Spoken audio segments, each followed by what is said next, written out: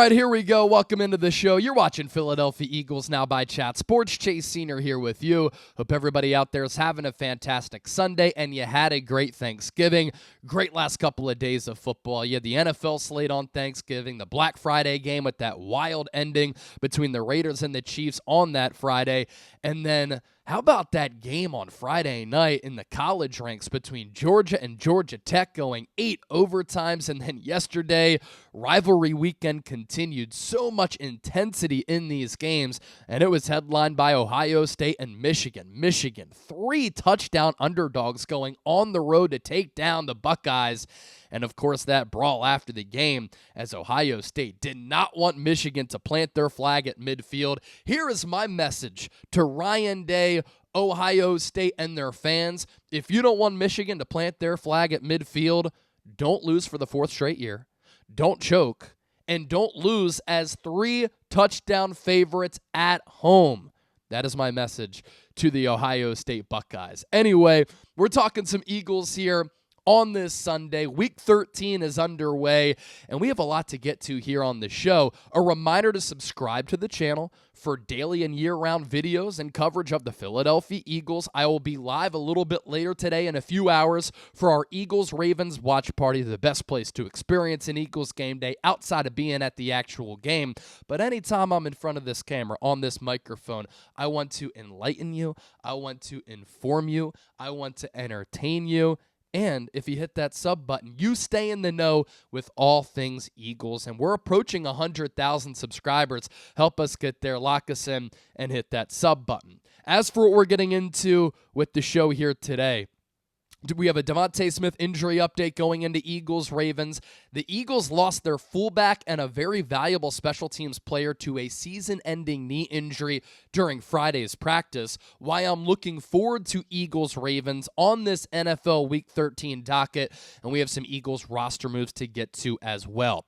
Let's begin with the injury status around wide receiver DeVonta Smith. He is officially listed as questionable with a hamstring injury. He may work out prior to the game to see if he can go, but Ian Rappaport of the NFL Network with this report this morning that sources tell him and Mike Garafolo there is not a lot of optimism that DeVonta Smith will be out there. Philadelphia is going to leave it open. There just isn't a ton of positivity. Now, DeVonta Smith has been dealing with this hamstring injury over the last couple of weeks. He originally hurt it back in Week 9 during the course of this Eagles 7-game winning streak as they go into Baltimore as one of the hottest teams in football. Smith played through it for 2 games, and then he missed that Week 12 game, even with that mini bye on the road against the Los Angeles Rams last week on Sunday Night Football.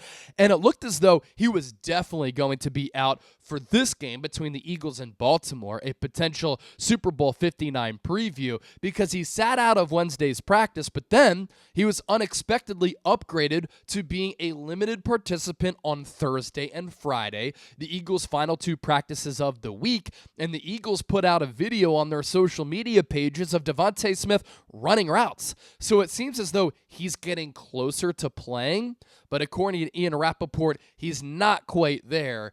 In the locker room after practice on Friday, he did tell reporters he's not sure if he's playing. He had a little bit of a smirk. He was an exercise science major at Alabama, and of course, anytime it comes down to these soft tissue injuries, you have to exercise an abundance of caution because you might feel good, but then you re-aggravate that injury because you're not ready to get back into the lineup for a game where the speed, the twitch, the physicality is just at a different level. You re-aggravate that injury, and then you're out for an extended period of time. And DeVonta Smith, when he was at Alabama, actually tore his hamstring, and he talked about being an exercise science major and that injury to Zach Berman of PHLY, saying, quote, especially when I tore it in college, I kind of know a lot about the hamstring. That's one thing I do know a lot about. I give recommendations of things I've done in the past to make me better, things I like, things I don't like, and there's a lot of things I don't like, but it's made me better. Some of the exercises you do, some don't feel the best, but you have to do it because it's going to strengthen it. Now, the DeVonta Smith injury looms large in this game in particular because of how Philadelphia matches up against Baltimore and vice versa. One of the reasons why I'm so excited for this game, 2 of the top teams in the NFL, an underrated kind of regional clash, as Philadelphia and Baltimore are very close in proximity. Going to be a lot of Eagles fans at M&T Bank Stadium in Baltimore because it's a short drive down I-95. But these are two excellent teams that really complement one another as far as strengths going up against strengths and some weaknesses going up against some weaknesses. Now, as we know with this Eagles offense, that's their identity. And during this 7-game winning streak, they have run the hell out of the football. They had the number one rush play percentage in the NFL at 56.2%. Some people might say, you can't win like that, Chase. The Detroit Lions are not far behind, and the Ravens are actually number 2 in rush play percentage on the offensive side of the football. Yards per rush, Philadelphia is number 2 behind Baltimore at 5.2. As Saquon Barkley and Derrick Henry are having great seasons, going back and forth, stride for stride, to win NFL Offensive Player of the Year, and they will be in the mix for MVP, even though it's traditionally a quarterback award, at least as of late. The Eagles run it the most among all teams in the NFL as far as attempts, 37.2. Rushing yards per game, 193.4, by far number 1 in the league. That's ahead of Baltimore. And then rushing touchdowns per game, Philadelphia is finding the end zone twice per game on average. So that's number 1 in the NFL. As for this Ravens rushing defense, they face a rush play percentage of 34.6, number 2. Their yards per rush, 3.5 allowed. That's number 1 in the league. Rushes per game, 22.5. That's number 3. Rushing yards per game, 77.9. That's number 2 in the league. So the Eagles are averaging a tick over 193 rushing yards per game.